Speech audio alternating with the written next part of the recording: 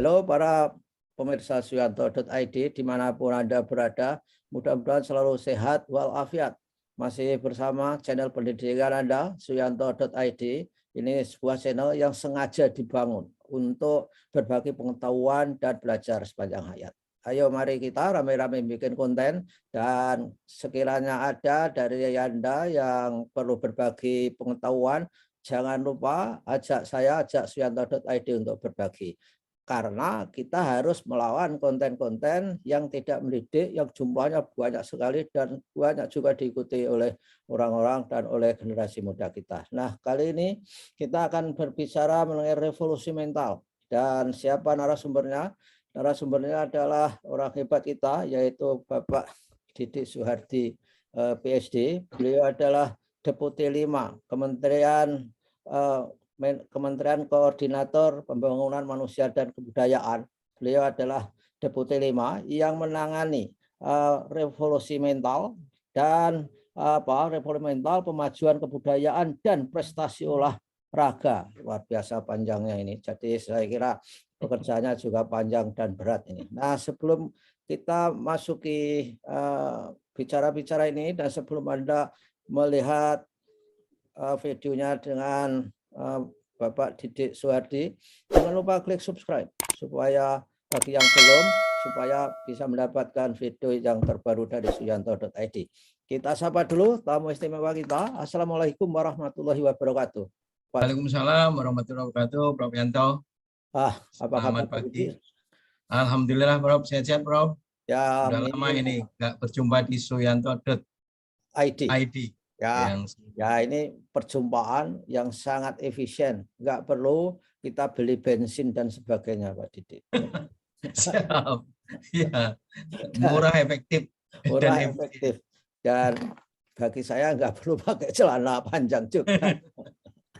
Nah, Pak Didik, kita kan Presiden Jokowi memiliki program yang luar biasa untuk mengubah Indonesia menjadi negara yang semakin bermartabat, yaitu dengan programnya yang disebut dengan revolusi mental. Itu apa itu, Pak Didik?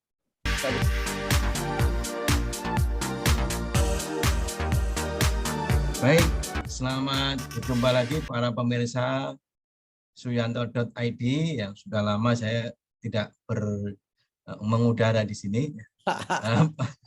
Pada kesempatan ini, terima kasih Prof. Yanto, saya diberi kesempatan untuk menyampaikan tentang apa yang disebut dengan Gerakan Nasional Revolusi Mental. Ya, seperti kita ketahui bersama bahwa Pak Jokowi pada periode kedua ini akan fokus pada pembangunan sumber daya manusia. Jadi kalau periode pertama fokusnya pada pembangunan infrastruktur tanpa meninggalkan pembangunan SDM, pada periode kedua ini fokusnya adalah pembangunan sumber daya manusia. Oleh karena itu, maka salah satu programnya adalah bagaimana mewujudkan Indonesia maju yang berdaulat, mandiri, dan berkepribadian dalam kebudayaan. Nah, ini saya kira program besarnya itu. Nah, untuk mewujudkan visi ini, maka programnya adalah tentu pembangunan SDM. Nah, pembangunan SDM yang paling utama yang harus dilakukan adalah bagaimana membangun atau mereformasi revolusi mental. Dalam hal ini kalau di sistem pendidikan namanya ya penguatan pendidikan karakter. Jadi sama saja sebetulnya. Penguatan pendidikan karakter. Nah, terkait dengan penguatan Gerakan Nasional Revolusi Mental ini, yang diharapkan penanaman nilainya itu ada 3 hal, Bro. Yaitu 1, bagaimana meningkatkan integritas. Kemudian kedua, meningkatkan etos kerja. Dan yang ketiga adalah meningkatkan gotong royong. Meningkatkan gotong royong. Nah, ya, 3 hal inilah yang diharapkan bisa penanaman nilai terhadap 3 hal ini itu sudah bagus. Dan yang paling diharapkan dalam hal ini adalah bagaimana dalam sistem pendidikan penanaman nilai-nilai ini bisa dijalankan dengan baik. Jadi oleh karena itu di Kemenko PMK itu ada namanya Human Life Cycle, ya, siklus pembangunan manusia yang intinya ada 6 siklus, Bro. Itu siklus 1000 hari kehidupan, yaitu sejak hamil sampai dengan umur 2 tahun. Kemudian yang kedua adalah siklus anak usia dini, ya. Itu kemudian yang ketiga siklus usia SD SMP, ya. Kemudian yang keempat siklus usia SMA dan perguruan tinggi. Siklus yang kelima adalah usia produktif, ya, 18 sampai dengan 65, dan yang keenam adalah siklus usia lansia. Nah, saya ke-6 berarti. Saya ke-6. Siklus ke-6 saya karena sudah manula. Ya, jadi 6 siklus ini harapannya harus kita garap dengan baik, ya. Karena inilah yang menjamin kalau 6 siklus ini kita lakukan dengan baik, maka pembangunan manusia, sumber daya manusia itu akan berjalan dengan hebat. Nah, ketika ini namanya berjalan dengan baik, maka nanti human capital investment kita itu akan baik. Dengan human capital investment kita baik, maka itu juga produktivitasnya tinggi. Karena produktivitasnya tinggi, maka kontribusi terhadap pembangunan itu juga akan tinggi. Begitu kira-kira, Prof. Oh ya, wah luar biasa itu. Konsepnya sangat komprehensif, menyangkut semua kehidupan orang di Indonesia sebagai warga negara, supaya kita menjadi orang-orang yang benar-benar memiliki etos kerja yang baik, memiliki integritas, dan memberikan semangat gotong royong dalam kehidupan sehingga kita bermartabat dan berharkat di dalam kehidupan. Nah, pertanyaan saya Pak, yang siklus SD, SMP, SMA, perguruan tinggi itu sudah sering didengar masyarakat, ya. Yang siklus 1000 hari pertama itu apa itu yang dilakukan? Apakah mendidik calon-calon pasangan yang akan menikah, diberi edukasi supaya tidak melahirkan misalkan saja generasi yang stunting? Seperti apa Pak Didik? Ya, betul. 1000 hari kehidupan itu, sebelum itu pasangan yang akan menikah atau pranikah, mereka sudah ada namanya BIN-WIN, pembimbingan perkawinan. Nah, pembimbingan perkawinan ini tentu 2 hal yang dilakukan, yaitu pertama terhadap penyiapan secara mental, kemudian yang kedua penyiapan secara ekonomi. Karena kalau ini tidak disiapkan dengan baik, itu sebetulnya akan muncul persoalan baru. Ya, persiapan mental ini jangan sampai bahwa pernikahan itu hanya sekedar keinginan biologis, tetapi betul-betul didasarkan pada nilai-nilai spiritual, nilai-nilai religiositas, dan nilai-nilai sakral yang memang untuk keberlanjutan keturunan sebagai seorang manusia. Nah, kemudian untuk terkait ekonomi, ini terkait dengan bagaimana bahwa seorang pasangan suami istri ketika menikah, mereka memang sudah disiapkan secara dini tentang keterampilan apa yang dia punyai, kemampuan apa yang dia punyai, sehingga nanti ketika menikah mereka tidak menjadi masalah baru, yaitu munculnya kemiskinan. Nah, ini hal penting yang saya kira perlu penanganan yang intensif gitu, sehingga jangan sampai pelaksanaan ini asal-asalan. Jadi harus betul-betul kita siapkan dengan serius. Ya, wah luar biasa ya Pak Didik. Jadi generasi sekarang ini tidak ada alasan untuk tidak sukses.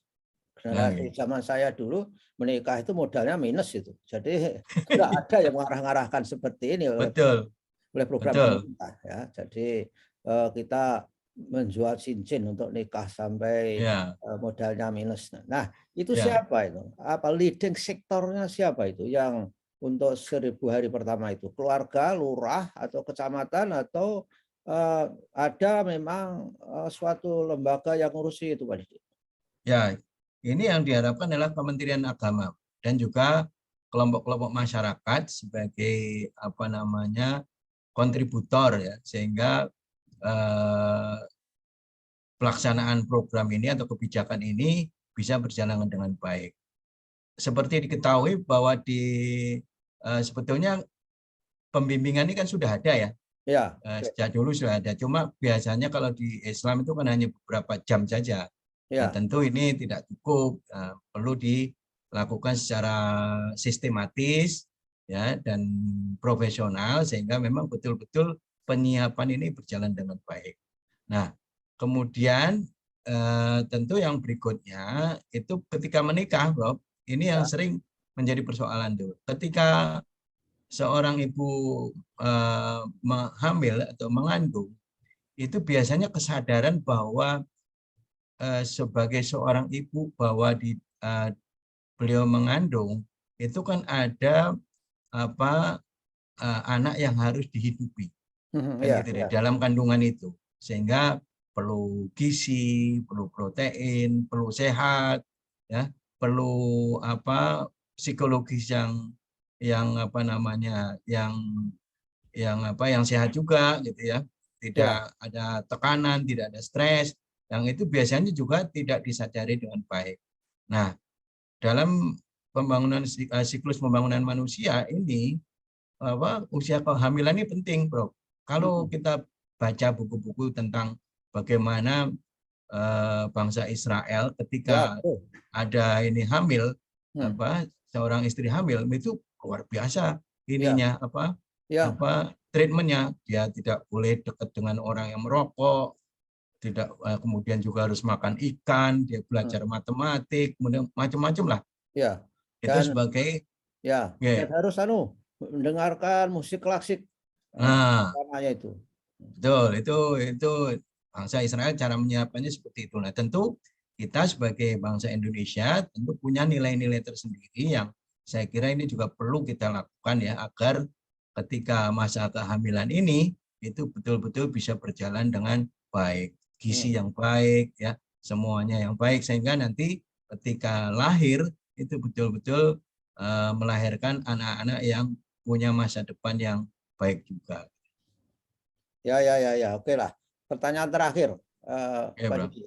Kemudian yang 1000, siklus pertama itu kan 1000 hari ya, Pak Didi. Betul. Itu dihitung dari mana itu? Dihitung dari akad nikah sampai bayi lahir itu apa, Pak Didi? Ya kan 1000 hari itu kan masa kehamilan 9 bulan, ya kan 9 bulan ya Bro ya. Ya. 9 bulan 10 hari. Nah, kemudian yang berikutnya adalah masa menyusui. Oh, yang 2,5 tahun. Masa menyusui, ya 2 tahun itu, 2 tahun lebih dikit lah. Nah, ini juga masa-masa penting yang harus dipahami oleh para ibu rumah tangga, bahwa ASI itu merupakan sumber protein utama bagi anak mereka. Jangan sampai kemudian ini diabaikan gitu ya, atau kadang-kadang tidak mau menyusui karena mungkin takut gendut, takut bodinya tidak, alasan kosmetik misalnya. Segala macam. Padahal ini adalah proses yang sangat penting untuk menghasilkan seorang anak yang betul-betul sehat jasmani dan rohani. Ya, dan imunitasnya dijamin. Betul, termasuk imunitasnya juga akan jauh lebih baik karena memang mereka dengan ASI itu akan menjamin bahwa tingkat kesehatannya akan jauh lebih baik. Jadi kalau bicara remen ini panjang Bro. Jadi sedikit lah nanti kita bisa kita perpanjang lagi untuk seri berikutnya. Ya, saya kira begitu Pak Deputi, Pak Didik. Jadi kita akan berbicara di episode 2 sampai 5 sesuai dengan siklusnya atau 6 dan sebagainya. Sehingga siklus ini disembunyikan dulu supaya orang-orang penasaran untuk pembicaraan minggu depan. Dan saya kira 1000 hari pertama itu luar biasa. Jadi untuk masa menyusui itu yang harus sadar tidak saja ibunya Pak Didik, bapaknya juga harus sadar. Tidak boleh ganggu anaknya. Bapaknya juga harus sadar. Jangan ngerecokin ibunya gitu ya. Ya oke lah Pak Didik, terima kasih atas Baik, kebersamaan Prof. dengan Suyanto tadi. Mudah-mudahan sehat walafiat dan Amin. kebersamaan ke depan. Assalamualaikum warahmatullahi wabarakatuh. Waalaikumsalam warahmatullahi wabarakatuh. Sehat-sehat, Prof. Terus Amin. berkaya. Amin. Terima kasih. Terima kasih.